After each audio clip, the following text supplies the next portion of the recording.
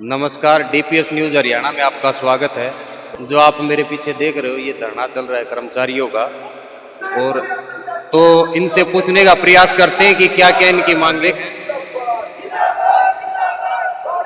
धरना स्थल पर भारी रोष देखने को मिल रहा है। जो प्रदर्शनकारी लगातार प्रशासन और सरकार के खिलाफ नारेबाजी कर रहे हैं।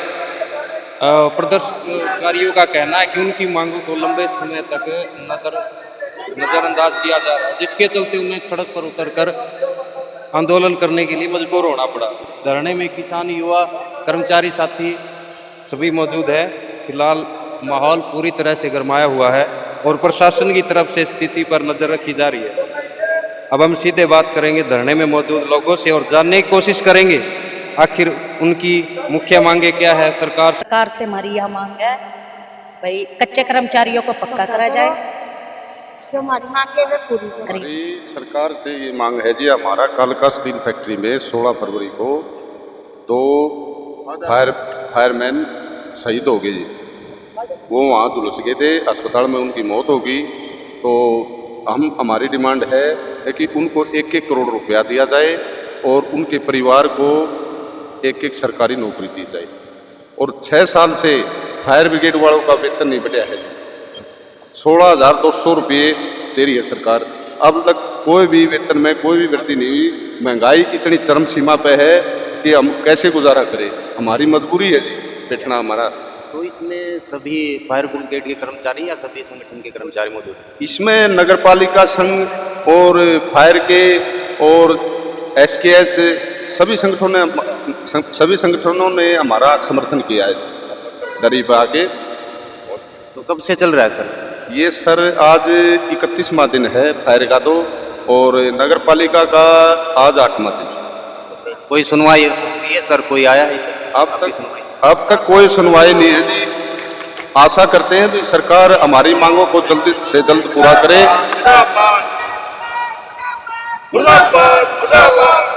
आशी से विधायक विनोद बिहाना जी, आपसे उन बात हुई है?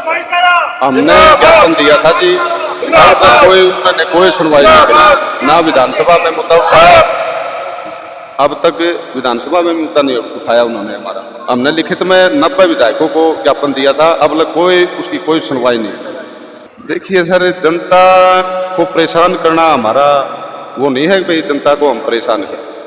हमारा कोई मकसद नहीं है जनता को परेशान करना। हमारी मजबूरी है, सरकार ने हमारे को बिठा रखा है। हमारी मांग पूरी करे, हम क्यों बैठेंगे? मेरा नाम राजेश कुमार, लीडिंग फायरमैन। मैं हरियाणा के संघ कर्मचारी संघ का उप प्रधान भिवानी से। आज हमारी हड़ताल को 31वें दिन हो गया है। सरकार की कान पे कोई जू नहीं रेंग रही है। सरकार अल्टरनेट व्यवस्था ला रही है। अल्टरनेट व्यवस्था क्या है? रोडवेज के अंदर से ड्राइवर ला के, जो रोडवेज के ड्राइवर है उन्हें रोड के ऊपर गाड़ी चलाने का अनुभव।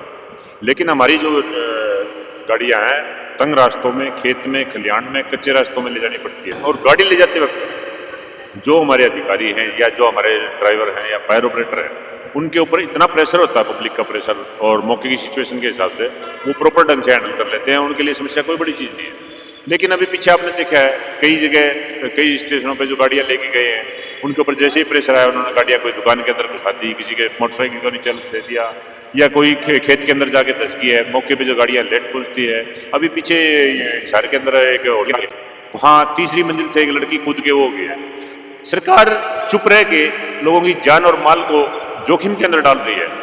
इससे कोई हल नहीं निकल। हमारी जो फायर की है एक टेक्निकल ग्रेड है सर।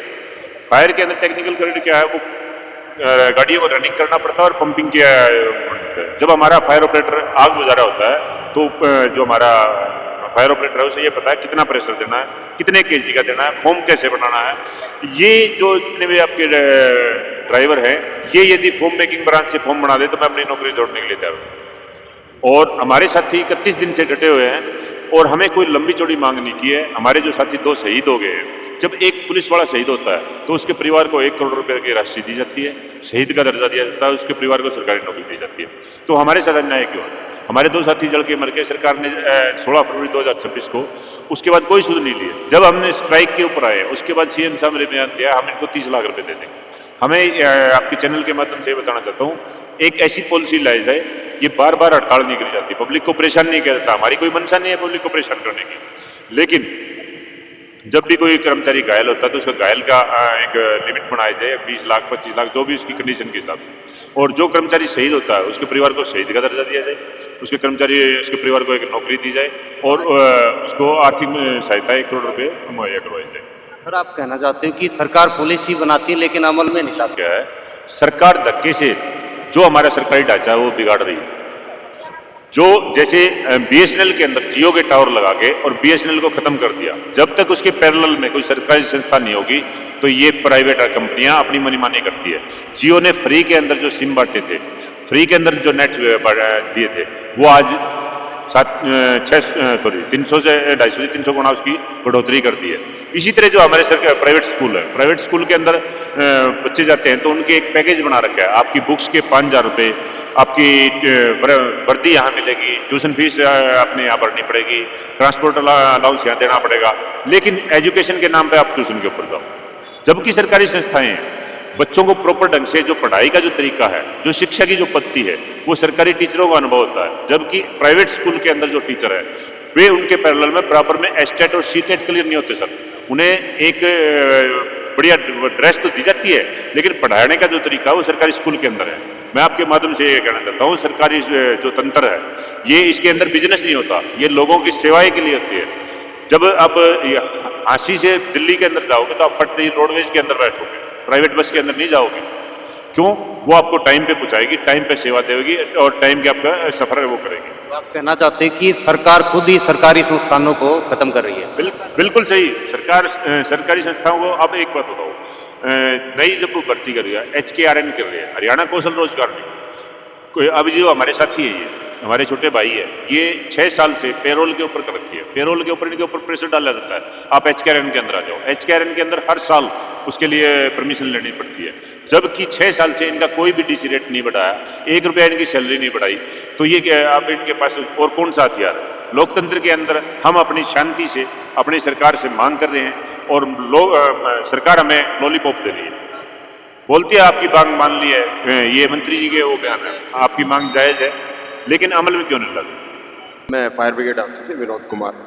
मैं ये बता रहा है कि पीछे भाई राजेश ने जिक्र किया है कि वेतन नहीं बढ़ोतरी हो रही। वेतन की बात आती है तो हम 2019 से डिपार्टमेंट के रोल पे किए थे। जो हमारी पीछे जो स्ट्राइक हुई थी 16 दिन की, वो हमने सक्सेस की थी। और सक्सेस करने के बाद हमें हुआ था कि पोस्टों के ऊपर मर्ज करेंगे, जो सैंक्शन पोस्ट के अगेंस्ट लगाते हैं उनके अगेंस्ट करेंगे। आज तक वो इतना टाइम हो गया, हम सैंक्शन पोस्ट के अगेंस्ट नहीं हुए हैं और आगे हमने ये हड़ताल इसी बेस पे की है।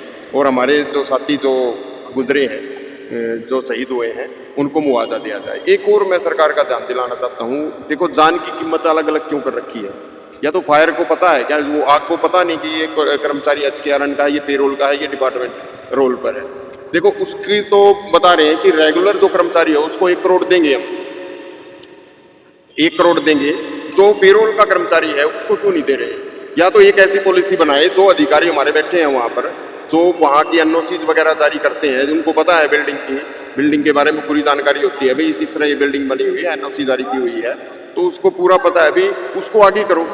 1 करोड़ जिसको राशि मिल रही है, शहीद का दर्जा मिल रहा है, उसको आगे करो। डिपार्टमेंट या फिर पॉलिसी सभी के लिए बराबर बनाए। HKRN का कर्मचारी, पेरोल का कर्मचारी शहीद होता है तो उसको जो अमाउंट दे तो बराबर देनी चाहिए। जो सरकार ने नई दरें लागू की है, जो भी स्किल्ड अनस्किल्ड के लिए, और तो क्या वो उनको प्रॉपर मिल रही है? अभी तो नहीं मिल रही, कुछ नहीं मिल रहा। पीछे जो DC रेट था, जो 2019 के में एक्सटेंड नहीं हुआ, 19 के बाद एक बार भी नहीं बढ़ा, वो पॉलिसी HKRN में कन्वर्ट करना चाह रहे हैं, उसमें हम कन्वर्ट नहीं हो पाए और ना ही हमारी राय बनी कि हम वहाँ जा पाए।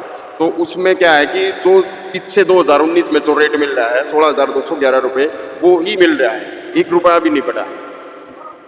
तो ये सरकार के वादे हवाई साबित हो रहे हैं। वाह है जी, ये तो सरकार अपना है ना, अभी 31 दिन हो गए, देख लो हालात क्या हो रहे हैं।